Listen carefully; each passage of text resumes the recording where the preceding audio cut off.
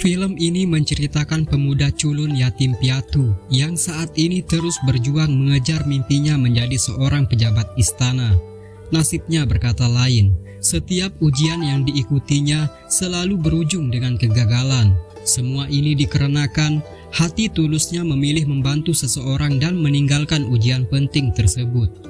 10 tahun berlalu, dia tetap mengikuti ujian yang diselenggarakan sekali dalam setahun ini. Namun entah mengapa, dia malah ditunjuk dewa menjadi kesatria penakluk naga, yaitu kesatria dalam puncak tertinggi sang penakluk.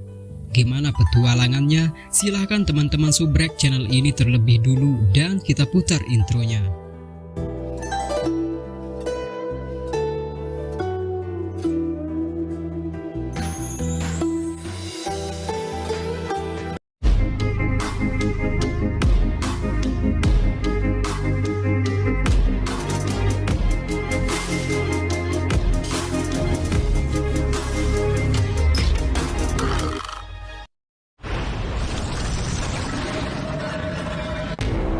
Film dimulai dengan keluarnya naga air yang telah bertapa ratusan tahun. Naga ini lalu terbang ke langit dengan tujuan menyempurnakan kekuatan abadi. Tak lama setelah itu, perkumpulan orang-orang pembasmi siluman merasakan aura kekuatan besar naga tersebut. Semua ini diperkuat dengan petunjuk mutiara naga hitam yang mengeluarkan cahaya. Sang master lalu khawatir. Ia memerintahkan semua kesatria untuk menyelidikinya.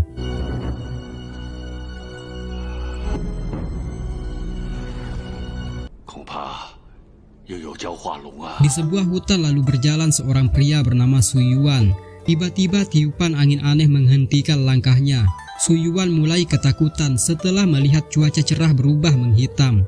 Di kegelapan langit lalu terlihat sebuah benda yang terjatuh dan akan menimpanya. Su Yuan terus memperhatikan benda tersebut.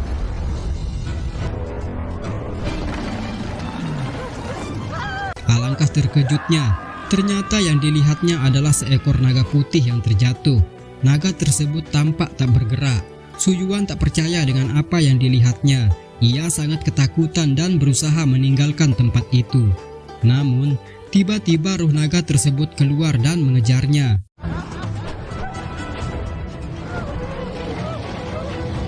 Setelah 3 hari terpingsan, akhirnya Su Yuan tersadar. Seorang temannya yang bernama Fu menjelaskan jika dirinya ditemukan terpingsan di hutan. Su Yuan teringat jika hari ini ia akan ke kota mengikuti ujian calon pejabat istana. Mendengar ini, Fu sempat mengejeknya karena selama 9 tahun ini ia tidak pernah lulus dikarenakan Su Yuan memilih untuk membantu orang-orang yang kesulitan. Tapi kali ini, Su Yuan betul-betul membulatkan niatnya. Ia lalu memperingati dirinya dengan terus berkata konsisten dan konsisten.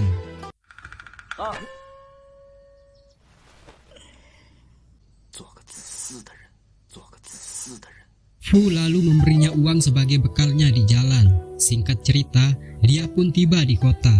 Ia menghampiri seorang peramal yang dilihatnya. Peramal tersebut mengatakan jika Su Yuan tidak akan pernah bisa menjadi pejabat istana karena para dewa telah berkehendak lain kepadanya. Orang-orang lalu penasaran dengan takdirnya itu. Namun sang peramal tidak bisa membocorkan rahasia langit tersebut.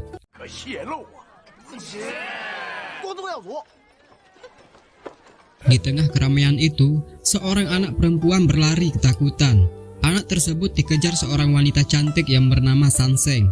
Anak itu pun tertangkap. Su Yuan berusaha menyelamatkannya, namun tiba-tiba anak itu berubah menjadi sosok siluman.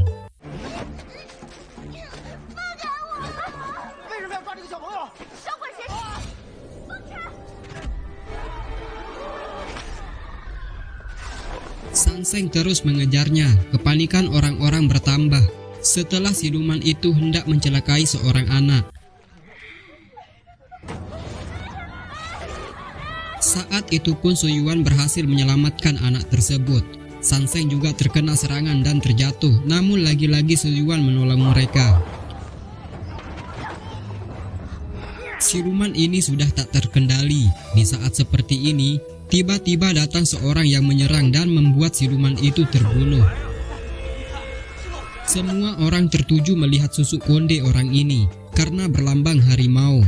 Menurut peringkat pembasmi iblis, lambang harimau merupakan peringkat yang tinggi, sedangkan lambang ayam merupakan peringkat terendah yang dimiliki Sanseng saat ini. Su Yuan sejenak merasa aneh melihat orang ini. Ternyata dia adalah kakak seperguruan Sanseng. Ia bernama Yin Pingzi. Awalnya Su Yuan ingin mengucapkan selamat kepada Sanseng, tapi Sanseng justru kecewa. Ia merasa jika Su Yuan menggagalkan pekerjaannya. Sanseng sendiri marah karena terancam tidak lulus dalam peringkat pembasmi siluman di bulan ini.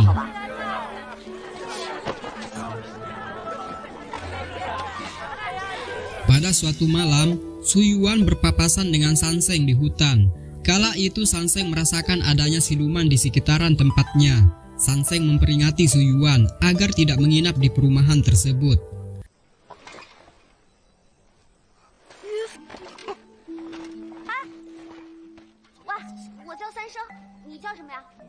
Karena tak ada pilihan lain, mereka pun terpaksa ke sana. Sanseng sangat yakin jika penghuni tempat ini adalah siluman. Salah satu dari mereka lalu melihat tusuk konde yang dimiliki Sanseng yang berlambang ayam. Hal ini menunjukkan jika Sanseng seorang pembasmi siluman level rendah. Sanseng yang telah mengetahui itu semua dengan segera memasang alat penyegel siluman. Ia terlihat senang karena akan menangkap siluman yang banyak.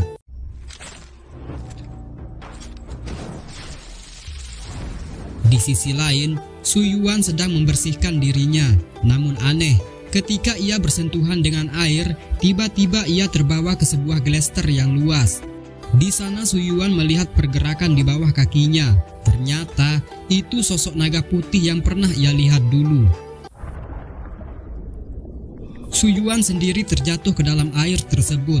Tanpa disadari, sosok ruh naga itu lalu masuk ke jiwanya. Hal ini terjadi bila mana Su Yuan menyentuh air, maka pergantian ruh memasuki jiwa aslinya. Pemilik perumahan itu telah berganti rupa menjadi siluman. Mereka berniat menyerang Sanseng, namun Su Yuan yang kebetulan di sana lalu menghadapi mereka.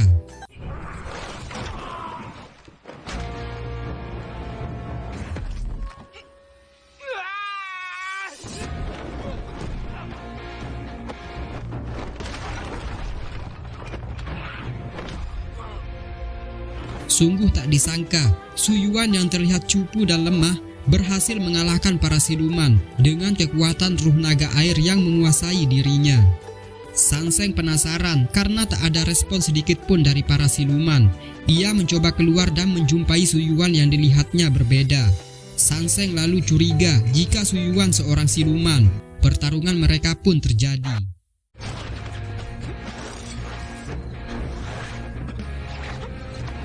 Karena terdesak, Sanseng lalu memancing Su Yuan masuk ke jebakan yang telah ia persiapkan. Namun Su Yuan berhasil menghancurkannya.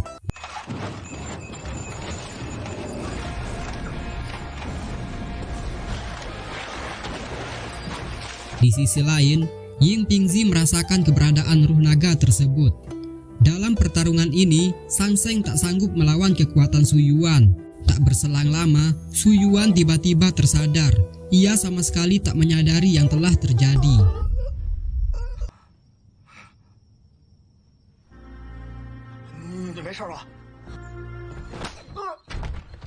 Sanseng juga mulai bingung melihat semua ini.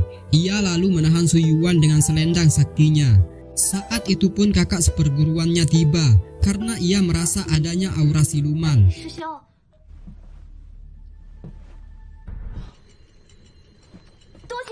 Perlahan, Sanseng menyuruh Su Yuan mengingat semuanya. Su Yuan mulai menyadari. Ia juga menceritakan sosok naga yang telah masuk ke jiwanya ketika ia bersentuhan dengan air. Sanseng mulai paham jika Su Yuan dikuasai roh naga yang hanya bisa bertahan selama satu pembakaran dupa. Saat itu pun ia ingin membuktikannya. Sanseng merasa ini adalah peluang besar menjadi pemburu naga. Namun ia tidak bisa menaklukkannya dikarenakan ruh tersebut menempati dan berlindung di dalam tubuhnya Su Yuan. Membunuhnya sama artinya membunuh orang biasa. Mereka bersepakat agar menemukan mutiara naga terlebih dulu, baru melanjutkan pertarungan. Konon, mutiara naga itu mampu menampung semua ruh naga, tanpa harus memasuki tubuh orang lain.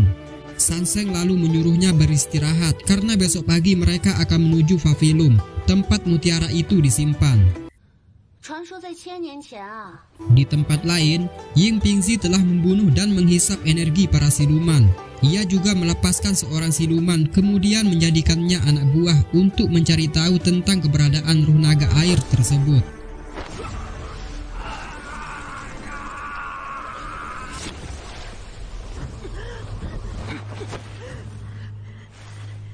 Sanseng masih menunggu Su Yuan tersadar. Setelah dupa itu habis, akhirnya ruh naga itu pun berganti. Sanseng dengan segera melepaskan Su Yuan dan mengingatkan rencana mereka besok. Awalnya Su Yuan menolak karena ia sendiri ingin mengikuti ujian istana.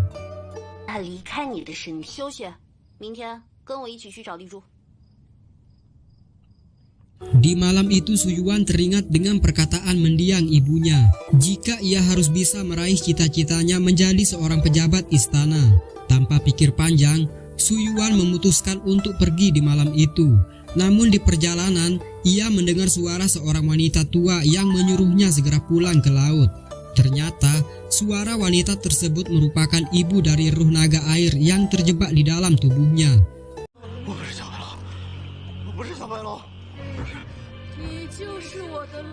Keesokan hari, ia pun tersadar dan hendak membasuh muka. Namun ia agak khawatir karena menyentuh air berarti akan mengganti jiwanya menjadi ruh jiwa naga. Tampak bayangannya juga berbeda karena bayangan tersebut merupakan ruh naga sebenarnya.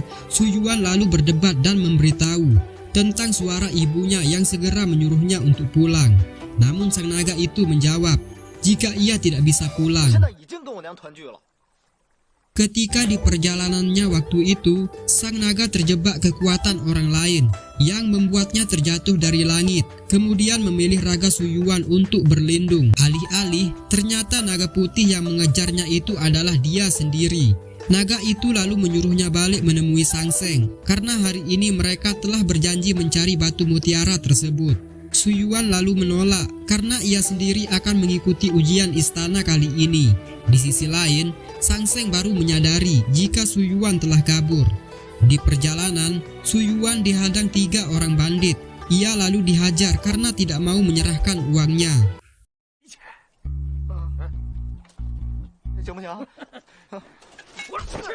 Su Yuan mencoba untuk melawan, tapi malah dihajar lebih parah. Dalam keadaan ini, Su Yuan menceburkan diri ke air dengan maksud mengisi jiwanya dengan naga putih tersebut.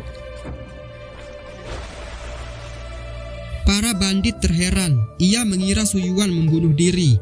Tiba-tiba, ia muncul dengan kekuatan naga air. Pertarungan pun terjadi.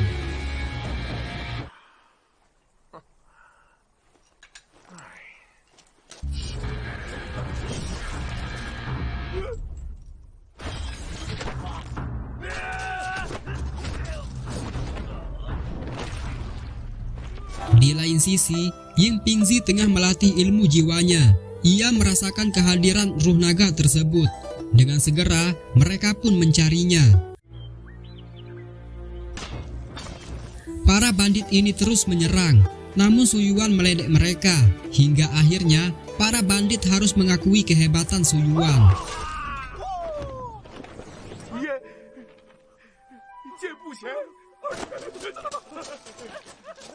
Tak lama kemudian, Ying Pingzi tiba dan langsung menyerang.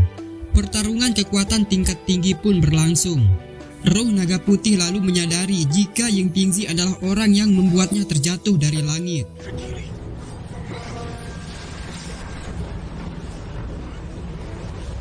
Karena kekuatan naga putih terbatas, ia pun kembali terkurung di dalam tubuhnya Su Yuan. Su Yuan sendiri terpingsan disebabkan kekuatan yang besar. Saat itu, Ying Pingzi merasa telah menaklukkan sang naga. Ia pun ingin membunuhnya.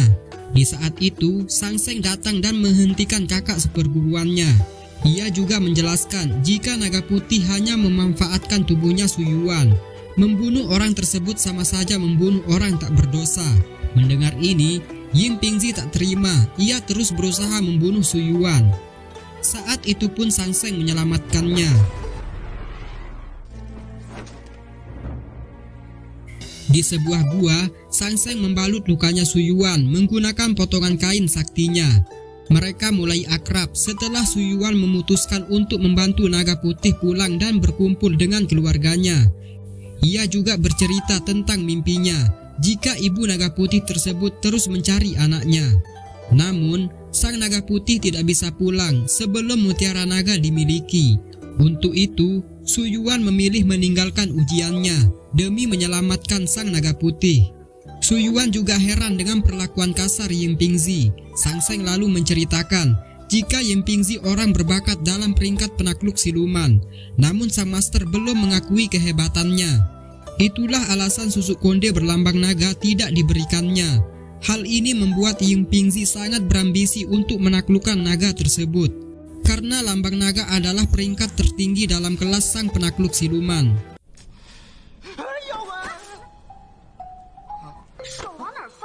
Keesokan hari, mereka pun melanjutkan perjalanan. Sebelum menuju Papillum, mereka harus memperoleh sebuah lencana pembasmi siluman peringkat kelima yang kebetulan dimiliki oleh kakak seperguruannya Sang Seng yang bernama Bai He. Lencana ini akan digunakan sebagai kunci untuk membuka ruangan rahasia. Untuk mendapatkan lencana tersebut, Sang Seng terpaksa merayunya karena Bai He kebetulan memiliki rasa terhadapnya. Su Yuan berhasil mengambil lencana tersebut, namun diketahui oleh Bai He. Dengan segera, mereka pun meninggalkan tempat itu.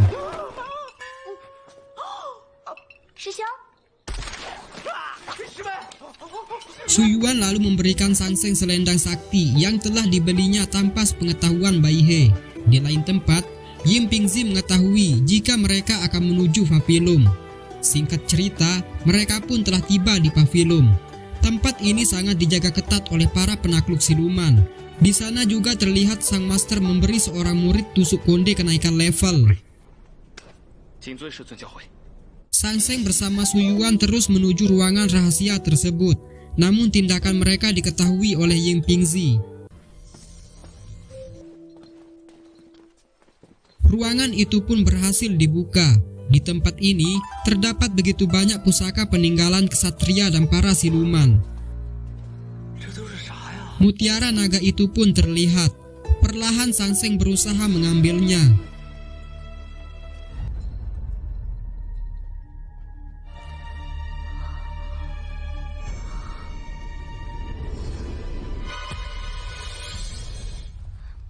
Mereka hampir saja diketahui seorang murid lainnya yang kebetulan memeriksa tempat itu. Pergerakan mereka diketahui oleh Ying Pingzi. Ia lalu mengeluarkan cermin penangkap sukma. Cermin itu pun bersinar dan menunjukkan bayangan asli dari naga putih yang berada di dalam tubuhnya Su Yuan. Para penakluk lalu berfokus untuk menyerang mereka. Pertarungan pun terjadi.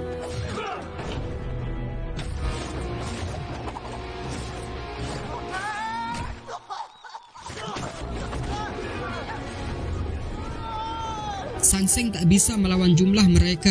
Dalam keadaan ini, Su Yuan segera membasahi mukanya dengan tujuan mengaktifkan roh naga putih tersebut. Pertarungan itu pun semakin memanas.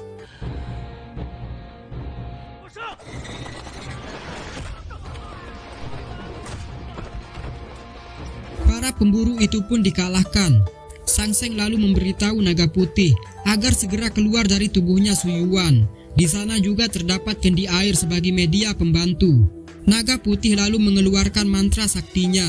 Ruh naga itu pun kembali ke dalam mutiara tersebut. Su Yuan akhirnya tersadar, tapi tiba-tiba Ying Pingzi bersama anak buahnya datang dan menyerang. Ia menginginkan mutiara naga tersebut. Ying Pingzi terus menyerang mereka tanpa ampun karena ia sangat menginginkan peringkat penakluk naga. Mereka tak berdaya melawan Ying Pingzi. Tiba-tiba, sang master datang menyelamatkan mereka.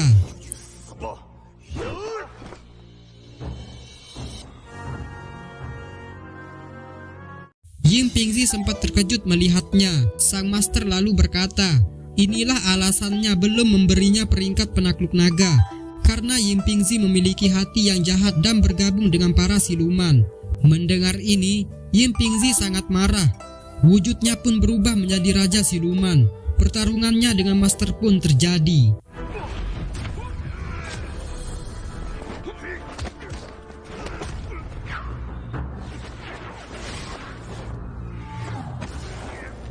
Namun sang Master harus terluka dan kalah karena kekuatan Yin Pingzi yang begitu besar.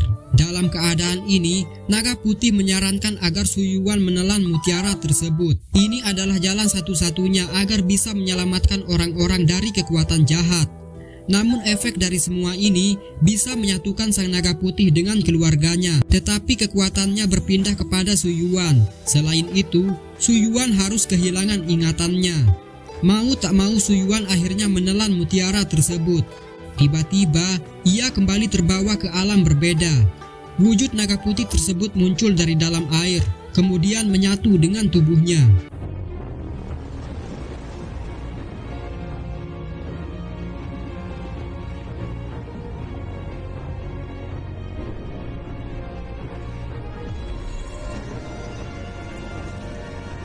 Kini penampilan Su Yuan berubah. Ternyata dialah orang yang dipilih dewa menjadi penakluk naga sebenarnya. Tusuk konde naga itu pun terlihat jelas di kepalanya. Harapan sang master pun terwujud. Raja Siluman Yin Pingzi sangat tidak terima semua ini. Pertarungan tingkat tinggi pun terjadi dan akhirnya Raja Siluman tersebut berhasil dikalahkan.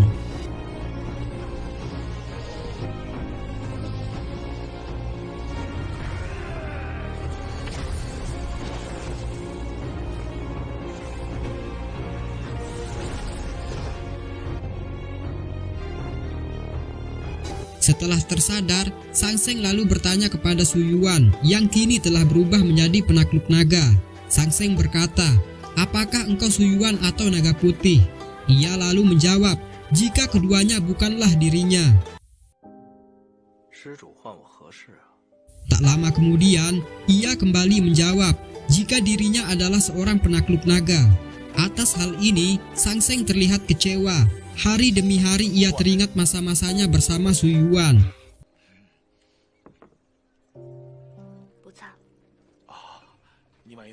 Di lain tempat, Su Yuan meminta Fu untuk mengantarkan Sangseng kain sakti bekas balutan lukanya dulu.